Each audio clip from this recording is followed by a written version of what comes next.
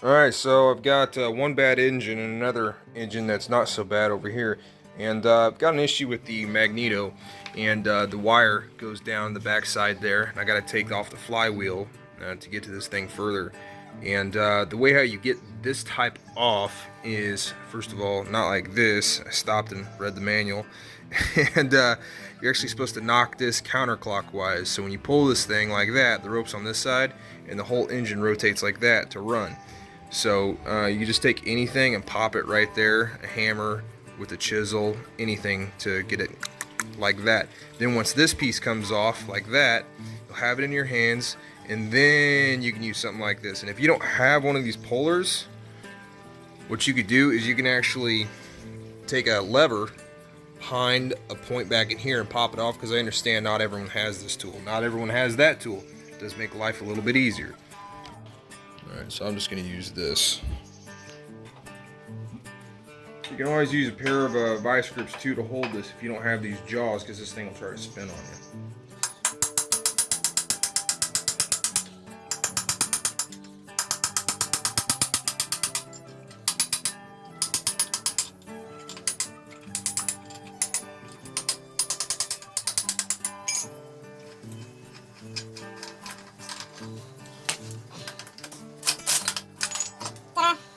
Okay, so now I'm going to keep on dissecting this issue that I have with this weak spark. I do have, it shocks, pull the rope, and it does bite on there, but it is not strong enough to ignite.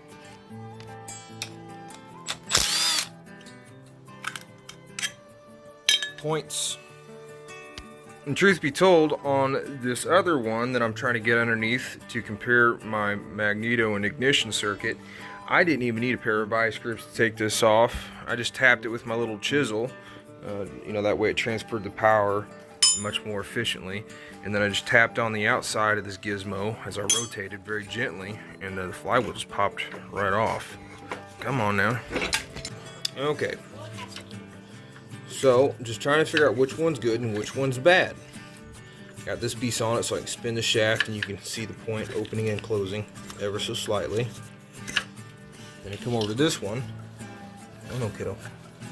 Same thing. Same thing. Okay, so the spark ignition from this beast to that beast, the difference was it made a beautiful spark on this one, but on that one did not make a spark, but it was enough to still bite my finger. So then I checked this contact, and this one's got all kinds of carbon that's been atomized on the point right there. That's common, looks that way. And then the one that didn't bite me very good, I looked at the point right there and that little bitty tab, and it doesn't have quite as much carbon. And I looked at this guy, ohmed this guy out, the numbers matched this guy. And then I got to the condensers, and I went ahead and took them out because I couldn't find the issue. And then I noticed this. Well, before I get too carried away, I'm actually going to create a short circuit. Now, this is dangerous usually under higher voltage systems. I just took a screwdriver, creating a dead short, getting rid of that voltage, because otherwise, depending on your meter won't always try to do what I'm trying to show you to do to check this thing. And so it's basically a capacitor. It's just able to, it's a condenser. It can handle the abuse of the high voltage rapidly, where capacitors are a little bit different setup. All right, so when I put this baby on, doesn't have to be a fluke or nothing like that, but when you put your multimeter on ohms and you touch it, what'll happen is it will actually send positive voltage through the capacitor. And just like this, you'll watch it climb. And you'll notice the M. Whoops. And right now it's climbing 24 million, 30 million ohms, and it's shooting that voltage in here ever so slightly. That's how this machine checks the resistance, is it shoots a little bitty voltage through the wire, and then this one receives it. So again, this is conventional theory. I'm teaching off, not actual.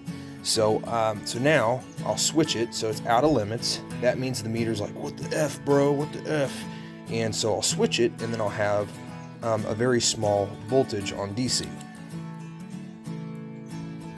Okay, I have 6 volts, 5 or 0.5, 0.4, etc.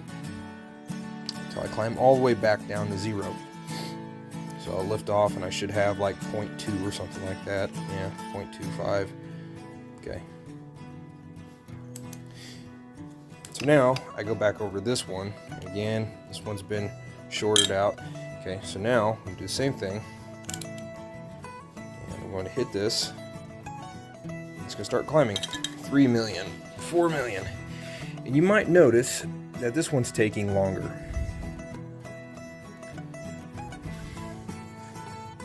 This one is taking longer to do.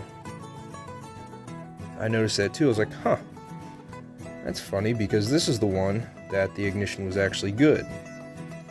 This is the one that had more carbon built up on the points, as if it's pushing a lot more power, which that is what I am lacking on the other machine. So it hasn't reached out of limits yet, to the point where it times out.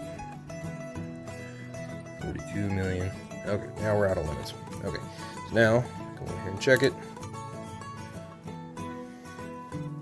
Be like 7 volts.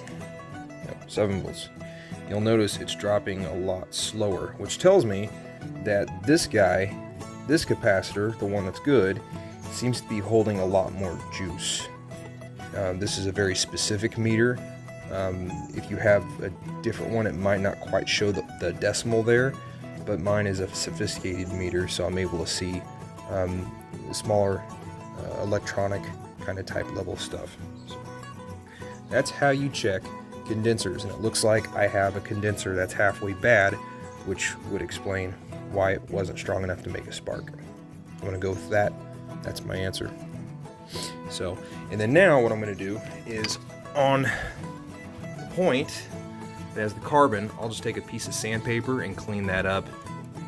Yeah, that's just part of the game of points and condenser system. So that's that. This last part here, I thought this is pretty interesting because you just don't see them like this built anymore.